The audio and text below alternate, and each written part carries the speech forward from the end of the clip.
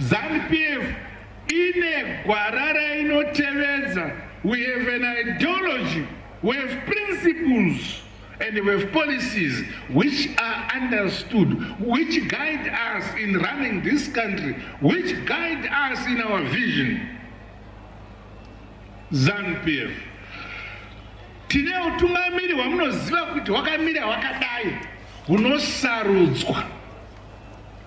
Zvino kana vari CCC ine mwoyo munhu wani ari kumusoro ikoko anotaura kuti haana ideology asi chaanongoda denda tonga. Regai ndikuudzei hama dzangu, kune kunonzi kuState House.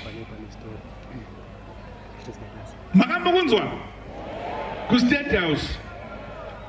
Zvino kuState House kuya muudzei muCCC uyu kuti munhu atanga kufamba netsoka kubva muno muZimbabwe achienda kuChina anotanga kusvika ari muno asati asvika kuState House.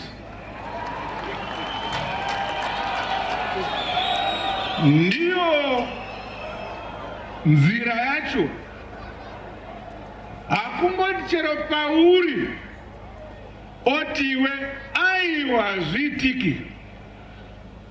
Nyika ino ina vene vayo.